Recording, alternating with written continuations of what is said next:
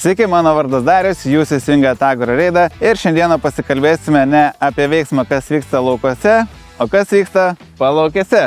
Kaip matot, už manęs technika valo melioracijos griovį. Netrukus atvyks šių darbų specialistas Donatas ir su juo pasikalbėsime, kaip tos kanalus geriausia išvalyti ir su kokia technika geriausia tai daryti. Taigi likite įsijungę ir smagios peržiūros. Bet prieš tai dar nesuscribinat mūsų kanalą, būtinai tik kviečiu padaryti, nes mums tai pats geriausias įvertinimas. Smagios peržiūros. Nesąmonė tas drenažas, kam tuos kanalus valyti, bėga čia ir taip vanduo. Ten ir prisienę buvom, ir skendom tose drapinose, ir birido su britkelnėm iki griovių. Kokią esat padaręs brangiausią klaidą? Sistema net aiškasis. Asenius iš jūsų policija yra dirbę, ten yra sudėtinga. Su tais dėvėtais ekskavatoriais tokia problema, kad jie griūna. Ir smarkiai griūna. Tai netgi du nuomau, nes jie nepakėlė. O tokio pat dydžio, svorio, o šitas, kai atvažiavo, jis vienas viską sukėlė. Sugirdės pasakė, sako, jeigu aš pradėsiu melioraciją užsiimti, aš jau nebeūkininkausiu. O su nauja, to paprasčiausiai, tu žinai, kad tu dirbsi, nesustosi. Nu, prastovų nebus. Ir klientai pikti nebus. Taip, tai išleidžiu jam sulaukti, jis pradės kesti. Tada jau jis patys ateina, jo pasakė. Tai realiai, jeigu nori operatorių išlaikyti, yra vienas kaip kozeris, nauja technika. Labai didelis kozeris. Tai kiek laiko užtrunka nuo projekto padarimo iki gyvendinimo, kiek laiko? O, turbūt 2 metai. Techninis projektas yra, čia bijau pamalut 60 lapų. Atsiverti knygą, va. Ai, aš einu dirbti gali. Bet kol kas patenkintas, tai tikrai rekomenduočiau.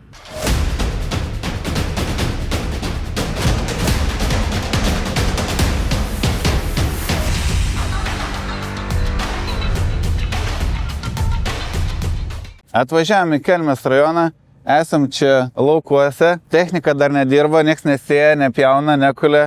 Nu, pavasarį turbūt sėja, arba žemė dirba. Nu, kalendorinis pavasaris. Kalendorinis, nu, matom, fantastiškas oras užsakėm. Ir matom, čia tvarkot kanalus, ne? Tuo užsiimam, pagrindinis darbas. Esam hidro grupė, įmonė. Pagrindinis darbas mūsų melioracija, drenažas, sakykime, sklypų tvarkymas apleistų. Yra iš šalies kai kurie darbai, sakykime, dar vandentikis. Esame testuota įmonė, dalyvaujam konkursuose. Ūkininkams smarkiai padedam. Bet ūkininkai ir patys tvarko kanalus, ar labiau jūs kreipiat? Įvairiai. Vieni ūkininkai bando patys tvarkytis, ūkininkai šiais laikais labai stiprus, gali sau leisti irgi naują techniką įsigyti. Bet kiti yra tokio požiūrio, sakykime, esu girdėjęs pasakęs, sako, jeigu aš pradėsiu melioraciją užsiimti, aš jau nebeūkininkausiu. Nes ūkininkai šiais laikais irgi technologijas, irgi laiko trūkumas, tai jie kitus darbus mieliau atiduoda kitiem, o užsiima tą, ką sugeba geriausiai. O kiek kainuoja, pavyzdžiui, jūsų paslaugos? Kaip jūs paskaičiuojat savo darbo įkainį? Žiūrint, ką daryti. Sakykime, ką dabar daro, valo griovį, kainuoja panašiai apie 2 eurus metras, gal kažkas tokio. Bet jeigu, pavyzdžiui, čia buvo realiai miškas, tai pavyzdžiui, iškirtimas miško atskirai kainuoja, išvežimas krūmų. Po to mulčiavimas buvo. Tai priklauso, ką mes dirbam. Viską tvarkom, sklypus. Nu, tvarkom tai, ką reiškia, sako, čia buvo krūmai, tai galite išpjauti jos? Mes iškertam, tai yra giliotina ant to pačio ekskavatoriaus deda. Ant šitą ekskavatoriaus užsideda giliotina, ne? Taip, jinai važiuoja, viską išguldo, po to atvažiuoja technika, išveža krūmus į biokurą, paskui dar praeinam, matot, dideli kelmai, tiesiog kiti metriniai netgi būna. Atvažiuoja mulčeris, jisai iki žemės viską suval. Šakas, kurkios iš visų labai menkaverčius tokius krūmelius, viską numulčiuoja, tada važiuoja technika valo. Yra keli darbai iškart. Kitur nereikia to, kitur tik valom griovius. Ten atvažiuojant matėm visokios dar įrangos prisidėti, tai ką dar prie to ekskavatoriaus galite uždėti? Tai giliotina dedasi, kas man reikalinga, nes šiaip kiek šnekėjau su atstovais, tai čia ir plaktuką galima dėti, ir žilgas, čia daug ką galime. Mes naudojamės tai giliotina ir mulčeris yra, nu ir įvairaus dydžio kaušai, sakykime. Gerai, tai kokie darbai čia šiandien vyksta? Ką čia darėte? Ne? Čia buvo, sakėt, krūmai? Čia kai buvo šalta, buvo užšalę, sniego nebuvo, žiema, bet buvo gan gili. Yra labai patogu kirsti krūmus ir mulčiuoti, nes jie yra sušalę, jie geriau mulčiuojasi, pjuvenos tik lieka. O kai jau, kadangi pašalas yra, mes valyti nelabai, paprasčiausiai kaušas neįlenda. Tai kai atleido pavasaris, jau galim pradėti valyti. Tai netgi šaltų laikų mes galim kai kurios darbus atlikti. Kada jūsų darbų pikas būna? Rudenį, kai pas ūkininkus baigėsi javapjūtė, jie dar ne visų laikų apsėja, tai blogiausias vietas jie tada tvarkos. Jie nori greit, kokybiškai, aišku, ir jie dažniausiai visi rudenį atsiranda ir visi skambina. Jeigu aš norėčiau dabar kanalą įsivalyti, tai kaip man surast, kur kreiptis? Galima internete rasti hidro grupę įvedus, arba telefono numeriu, man. Skambinti jums, ne? Taip, man galima. Kiek tokios technikos turit? Kol kas tik vieną, mes esam kol kas jauna įmonė, biški daugiau nei metai, bet perspektyvom planuojam, kad dar įsigys. O tai kai pradėjo dirbti, su kokia technika dirba? Ir kaip iš vis kilo idėja tokį verslą užsimti? Ilgai pradirbau, aš atestuotas esu specialistas, ilgai pradirbau kitur. Atestuotas kam? Melioracijos darbam. Ai, tai specialistas pagal specialybę. Specialistas, baigiau Žemės ūkio universitetą, tada dar buvo, dabar VDU, man atrodo. Žemkė. Taip, Žemkė. Buvęs direktorius išėjo į pensiją, pardavė verslą, nu ir kažkur reikėjo užsiimti, tai pradėjau pats dirbti.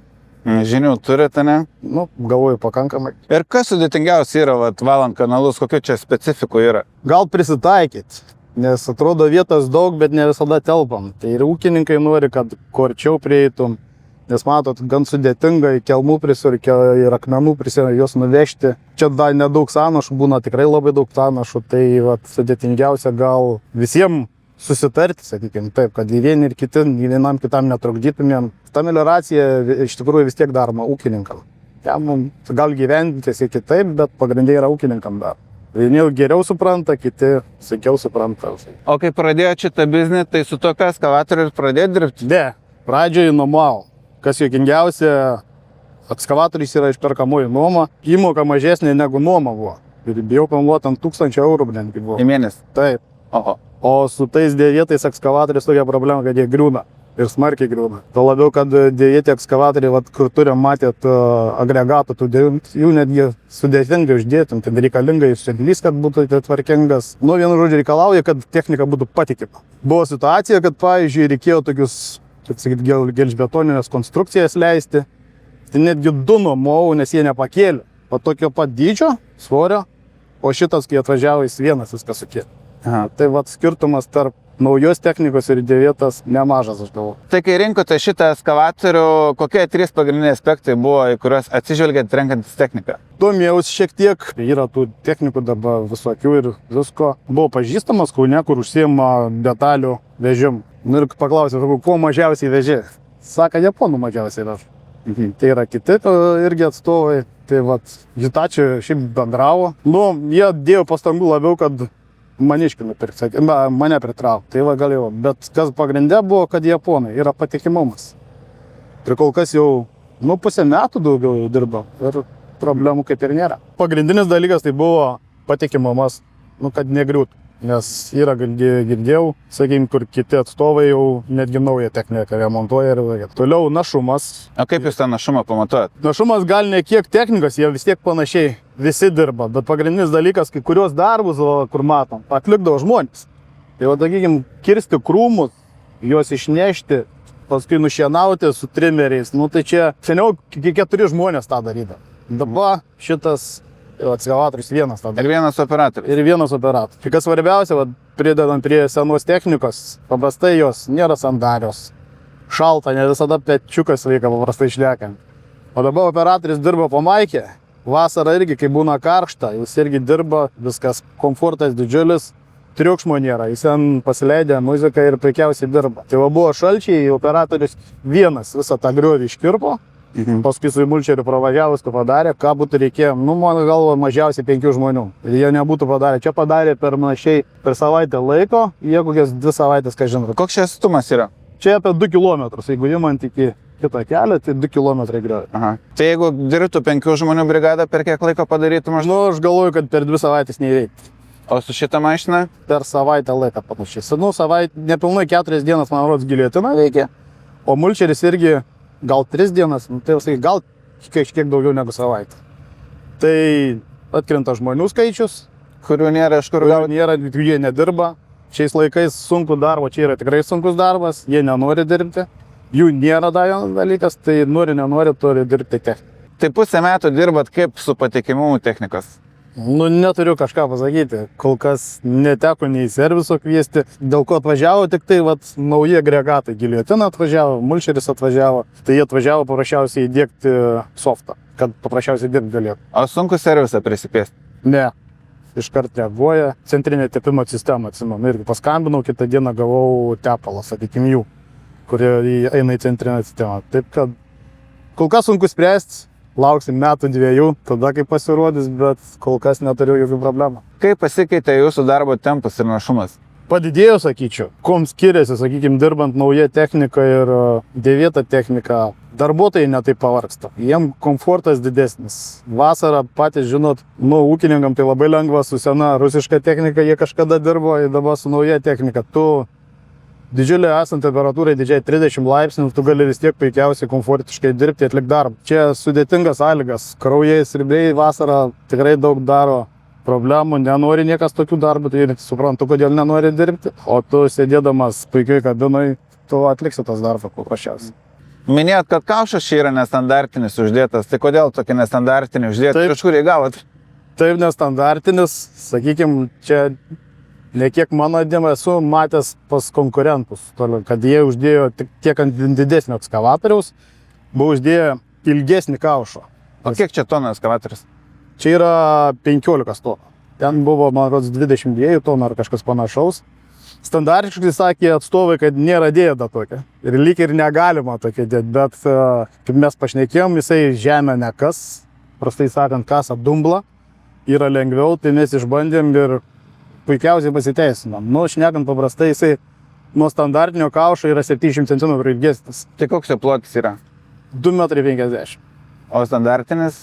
O standartinis yra 1,80 m. Tai va jie specialiai netgi atstovai pagamino ir pirmas iki net uždėjo. Atstovų servisas buvo atvažiavęs, pasakė, nesam matę tokią baigę. Bet viskas gerai, nevirsta, ne? Ne, puikiausiai. Aišku, padeda šiek tiek peilis, kur irgi uždėjom, irgi atsirėmė, nes kur problema, sakykime, visų naujų ekskavatorių, senietiškų, yra lygus vikšrai. Ir jeigu dirbant žiemą, tas paviršius labai slidus. Tu paprasčiausiai nučiuošti galėsi.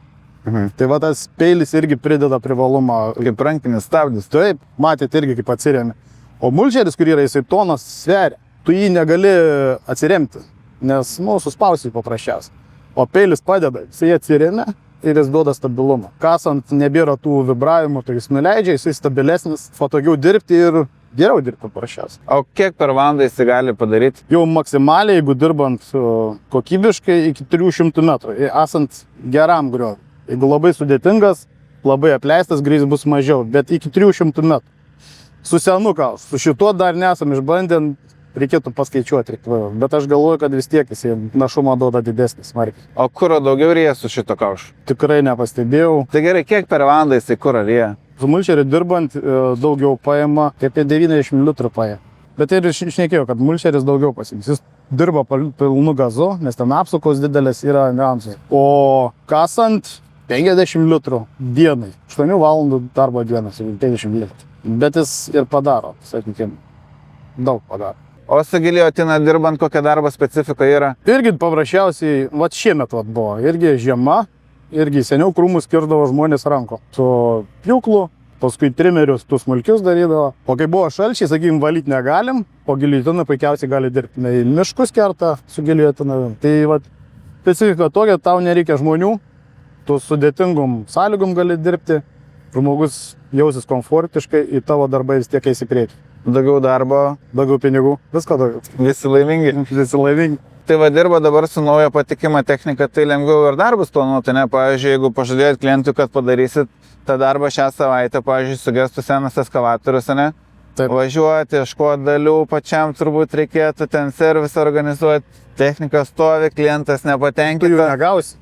Šiaip tu, sakykime, pavara ekskavatoriai, tu jos negausi šią akimirką. Jie paprasčiausiai reikės atvežti, nes niekas, kiek aš suprantu, iš atstovų niekada į sandėlį neperka tokių, nes jos brangios, sunkios ir sudėtinga gauti. O su nauja, tu paprasčiausiai, tu žinai, kad tu dirbsi, nesustosi. Prastovų nebus. Ir klientai pikti nebus. Taip. Nes jeigu pavėluosi darbus atlikti, nerekomenduosi, sakys, tas pažada ir nepadaro, ne? Taip. Ir našumas, kadangi padidėja, tau, sakykime, finansiškai naudingiau net technika išperkame nuolaidomis, negu samdyti žmonės. Sakykime, ką daro mulčeris, padaro, seniau darytų kokie 4 žmonės, dabar sutaupai jų atlyginimą. Tau jų nereikia paprasčiausiai. O žmogus vis tiek kainuoja. Jų ne tik, kad nėra, bet jie ir kainuoja dar. Ir dar jiems biuletenio reikia. Visko jiems reikia. Tėvadienio, ne? Taip. O čia irgi net mintis yra netgi 2 operatorius dėti ant vieno ekskavatorius. Netgi taip patys atstovai pasiūlė, sakė, išnaudoti. Jie turi pavyzdį Klaipėdui, kur tas pat ekskavatorius dirba uoste. Ir realiai, sakys, per dieną ilsite tik 2 valandas, kai žmonės pietauja. Per mėnesį jis irgi nėra išeiginio. Jis kiaurą parą uoste dirbti. Dvigubai našiau. Taip. Ir tu naudoji 2 operatorius ant 1 ekskavatorius. Bet tu naktį eitų čia padirbti tuos kanalus valyti, kaip mano. Išeitų. Puikiausias apšvietims, lempų daug. Esam dirbę, nes žiema irgi trumpos dienos jau. Tu išvažiuoji į darbą tamsu, grįžti tamsu, o jie susidega lempais, puikiausiai dirba. Čia ledinės lempos, ne? Taip. Sakėte, esat melioracijos specialistas, ne, pagal išsilavinimą. Kodėl yra svarbu prižiūrėti kanalus arba melioraciją? Nes sustotų viskas. Žemės ūkis praktiškai be to galėtų sustoti. Tu nesutvarkysi, paprastai sakant, melioracijos griovį, tu negalėsi dirbti laukų, ūkininkai negalėsi dirbti laukų, nebus derlių, nebus visą kitą. Ir visi galvoja, kad čia ūkininkai tik tai derlius, bet paimkite tą pačią atstovus techniką pardavinėja, prekybininkai visi, daug kas. Ta pati gamyba, duona, visko iki visko. Tai vad grioviai, jeigu bus apleisti, netvarkomi, sustos ūkiai ir visą kitą. Bet jie buvo apleisti, juk tie krūmai per vieną dieną neužaugo, ilgą laiką niekas tų melioracijos griovių netvarkė. Kodėl dabar jas prireikia tvarkyti? Nes ūkininkai sustambėjo. Žemės daugiau nėra. Nenulį kol kas žemės nedirbam, o jie sustiprėjo, jie plečiasi, jie didėja. Jie ima apleistas, kitos teritorijos buvo griovių, kurie nenaudojami, prastai šnekant. Jie nenaudojami, jie tokie buvo. O kadangi ūkininkai pradėjo plėstis, jie pradėjo tvarkyti. Jie pradėjo prašyti savivaldybių tvarkyti. Pinigų nepadaugėjo kol kas, bet vis tiek reikia juos tvarkyti. Niekur nedings. O jūs tvarkot, pavyzdžiui, tuos... Drenažo vamzdeliais. Taip tvarkom, čia irgi įeina į tą pačią melioraciją. Yra drenažas tvarkom, yra irgi labai apleista. Sena sistema, labai senas. Seniau daugiau tų asociacijų, dabar kiek supratau pasibaigusios jos yra. Tai irgi daug priklauso nuo gruntų, kitur jie visai tvarkingai dar laiko, bet sudėtingose gruntuose jos irgi reikia keisti, griūna, apžėlia, o yra pilna problemų, yra daug darbo. Yra vienas kooperatyvas, kur turi kažkokią sistemą, kur valo tuos drenažus su kažkokia sistema. Plauna, yra tokie dalykai, bet aš pristatinėjau davą, kol mokiaus universitete irgi pristatinėdavo. Tik kad pagrindinė problema, aš buvau uždavęs klausimą, sakau, o jūs problemą sprendžiat, kai išplauna? Jie sutvarko, bet problemos tai nepašalina. O kur problema? Kad į sistemą patenka paprastai šnekant nuosėdus ir smėlis. Išplauna, bet kaip jis pateko, taip jis toliau patenka. Laikinas sprendimas, bet gal 10 metų veiks? Gal. Man yra buvo ta pati situacija, kad irgi prijungėm prie senos sistemas naują. Ir šiek tiek atrodo smėlį nešė ir tą sezoną užnešė visą sistemą. O sumokė didelius pinigus ir priežastis tau vis tiek išlenda. Aš žinau, lietuviai yra sukūrę startupą tokį reguliuojamą drenažą. Bijau pamalot mano dėstytoją netgi prie kūrimo susidėjo. Esu jau dėsnę kartą, labai gerai verti. Mačiau ir tyrimus, tarp kitko netoli Raseiniuose, man rodos, buvo šulinys pastatyts, ten derlių matavo ir gerai, kiek mačiau tos duomenis, tai atsiveria, gal sudėtinga, sakykime, Žemaitijai, nes yra kalvota teritorija. Ten yra principas, kad turi labai lygi teritoriją, bet Kėdainių kraštas, Pasvalys, kur lygumas tos lietuviškas yra. Tai ten labai gerai pasiteisina, kai sausio metai yra, kiek girdėjau labai. Nes užlaiko vandenį. Taip, darai tu paprasčiausiai, kai yra perteklius, tu jį atiduodi. O kai yra trūkumas, tu užlaikai, tu palieki jį dirbą. Pavyzdžiui, kaip įtikintumėt mane, aš sakyčiau, nesąmonė tas drenažas, kam tuos kanalus valyti, bėga čia ir taip vanduo. Jeigu žmogus nusistatęs, neįtikinsi, bet paprasčiausiai išleidžiu jam sulaukti, kai jis pradės kesti. Tada jau jis patys ateina jo pasakyti. Yra, bet taip. Įtikinėti, neįtikinėti, bet paprastai taip ir būna, kai apskęsta, sakykime, yra tekę dirbti gyvenvietėse. Kaimynas apačioj gerai gyvena, jam sausa. O jo sistema eina į viršų, pats kaimynas viršui skęsta. Problema pas kaimyną, jis nenori, kad pas jo išpuoselėtą sodą ardytų, kastų kažkas, bet ir jam neužjaučia kaimyną, kaip sakant. O atėjus laiko, kai pradeda abu skęsti, tada jau jie ateina tvarkytis. Kaip ir visur gyvenime, paprastai reaguojam tada, kai jau troba dega, o ne prieš. O jūs visoje Lietuvoje dirbate? Kur jūs bazuojatės? Jūs bazėte čia kažkur aplink Kelmę? Kelmės rajone, taip. Kelmės pagrindė rajoną, bet dirbam į kaiminės rajonus. Toli smarkiai nevažiuojam, vis tiek yra kitose irgi.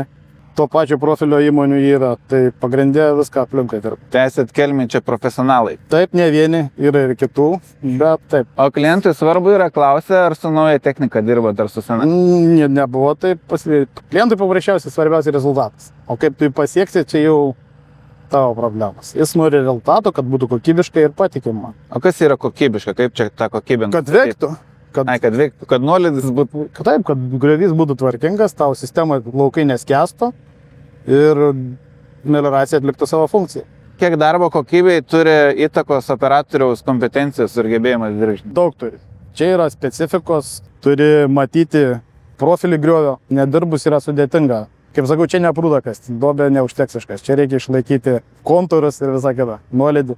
Iš kur gaunat patyrus operatorių? Patys auginantis. Tai dabar operatorius ateina, nori valtom rankom, švariais batais atsisėsti ir dirbti, nenori nieko remontuoti, ar ne, tik tai muziką reguliuoti ir tik tai... Šitą jie irgi vertina, jeigu tau nereikės, dabar graži dienas, bet yra dienos, kur lyja ir realiai sugriuoja kažkas, su tau reikia tvarkyti. Nu, gali laukti, prastovas daryti, žmogus nesutiks eiti, o gali sėdėti, vienas iš privalumų.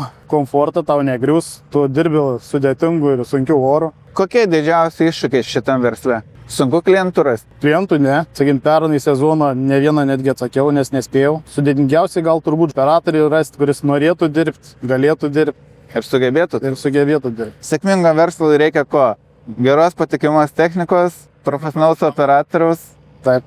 Ir gerą vadovą. Jūs suorganizuojat ne tik, kad išvalot, bet dar galite suorganizuoti... Paprastai savivaldybė, kadangi organizuoja, tai yra tokie melioracijos specialistai ten, jie duoda kelis tų stambiausių. Nu, kaip paprastai tą darant, gyventojai rašo prašymą. Tvarko ten, kur labiausiai reikia, kur žmonės parašo jie prašymą, padaro projektą, tvarka į tų stambiausių jau duoda numerį. Tai šiaip pasiskambinu, paderinam darbų, nes jeigu sezonas vyks ten ne visur eina privažiuoti, susitarė, kitur leidžia, geranoriškai ten tie ūkininkai, kiti su pykčiais Raseiniais iš jūsų policija yra dirbę, ten yra sudėtinga, tokių dalykų, visko yra, keli patys įsiveža, o kitą patys dirbam. O tai kur jūs vežat, pavyzdžiui? Biokurą.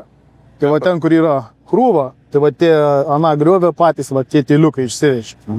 O mūsų va čia pačioj buvo dvi didžiulios krūvos. Tai... O šitas krūvas, kur dedat, kur iškasa, ką su jam darot? Lygina, skleidžia. Paskui lenkam kelmus į krūvas, o šiaip dar skleidžiam, lėkščiuojas, su buldozeriu išsivalo. Visas pasiskleidžia. O čia klientas pasako, ką daryti ar... Ne, čia viskas yra projektas. Tai kiek laiko užtrunka nuo projekto padarimo iki gyvendinimo, kiek laiko? O, turbūt 2 metai. 2 metai? Ir ilgiausiai yra ne pats darimas, o šiaip sakau, projektavimas turbūt ilgiausiai, žinoma. Ypač jeigu miškai kokie yra, su miškų urėdijom derinti, ten jeigu da kabeliai kokie, nu yra. Techninis projektas yra... Čia bijau pamalut 60 lapų, o Raseinius yra 90. O ką įtekti nori? Nu ir ten viskas, nuo įkainių, nuo kiekių, nuo darbų sąrašo, viskas. Planai, profiliai, skaityti daug. Vat kažkada, kaip senai pajuokaudavo, aš vykdau, kai dirbau, sako, sėdi, nieko neveikia, kot geras darbas. Tai aš daviau darbuotojui paskaityti projektą. Atsinešiau 60 padaviau, nu, mes turim pradėti dirbti. Sakyk, nuo ko pradedam. Atsiverti knygą, va. Ai, aš einu dirbti gali. Einu kasti, ne? Na, tai čia žmonės paprastos knygas nepaskaito, tu čia kiekvieną dieną gali gauti ir turi perskaityti. O tai kaip jūsų darbo diena atrodo? Pavyzdžiui, iš pavasario tai labai daug prie kompiuterio sėdžiu. Dabar eina pagrindiniai konkursai, tu ten dalyvauji, dokumentus ruoši, žmonės dirba.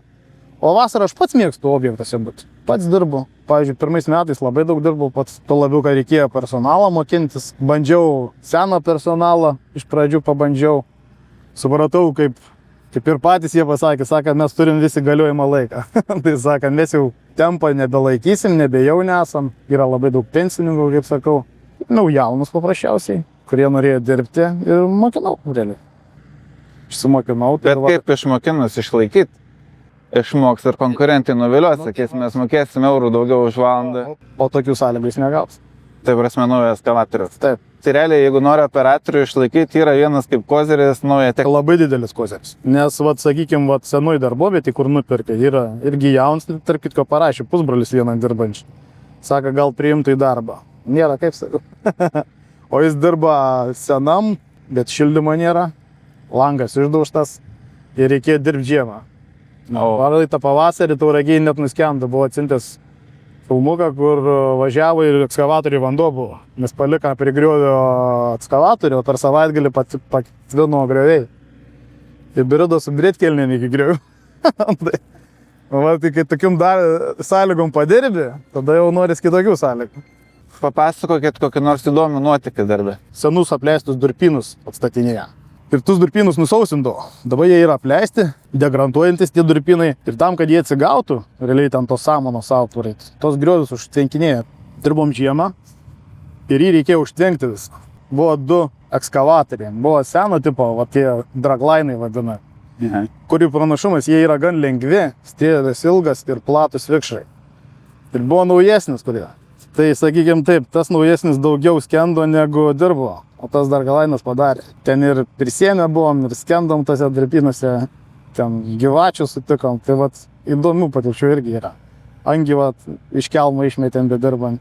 Yra sutinkam griovį valant, yra čia Gauštinio ežeras. Tai pavyzdžiui iš Dubysos ten yra intako, valėm vieną griovį, tai išmetėm Vijūną, kuris raudonai knygai. Ir išmetėm kokį 20 vienetų jaučiu. Visus gražinom atgal į griovį, ten vandens biškiai aukščiau buvo, tai man rodos turėtų gyventi. Bet raudonai knygai. Juodą gandrą esam matę, vat bedirbam. Kokią esat padaręs brangiausią klaidą? Sistema netaiškasis. Atsimenu, kaip šiandien buvo sudėtinga diena ir buvo tokia lama ir 2 sistemos identiškos prakčiai. Nedidelės, nesakyta, tai tą sistemą, kur reikėjo pakeisti, aš pakeičiau 100 metrų kitos. Turbūt labiausiai gėda buvo skambinti direktoriui, pasiekėm iš tikrųjų abudu, bet čia turbūt didžiausia klaida buvo. O tai vat 100 metrų praktiškai iš mano piniginės. Nu, man nekainavo, bet, kaip sakau, vis tiek. Nurašėte į nuostolius. Į nuostolius nurašėm. Čia turbūt brangiausia. Tai jeigu kas nors norėtų pirkti 15 tonų ekskavatorių, pavyzdžiui, tokį rekomenduotumėt? Taip, aišku, laiko gal reikėtų ilgiau, bet kol kas patenkintas, tai tikrai rekomenduočiau. Tarp kitko buvo atvažiavę. Skambutę sulaukiau buvo ir dar norėjo vienas iš Klaipėdos atvažiuoti irgi pasižiūrėti. Vat parekomenduoju, pabandyti norėjo, tai rekomendavau. Jeigu norite susitvarkyti kanalus, kreipkitės į Donatą. Jeigu norite išbandyti Hitachi ekskavatorių, irgi kreipkitės į Donatą. Ko norėtumėt palinkėti Lietuvos ūkininkam? Perspektyvų jiem, turbūt. Gerų perspektyvų. Taip, jie šiais metų laikais jau jie stiprus. Palinkėsiu, kad nenuleisti rankų ir toliau sėkmingai dirbti. Prisidedu prie palinkėjimų ir dvigubai tiek pat. Tai ką, ačiū, kad žiūrėjot, ačiū, kad skiriat laiko. Ir iki.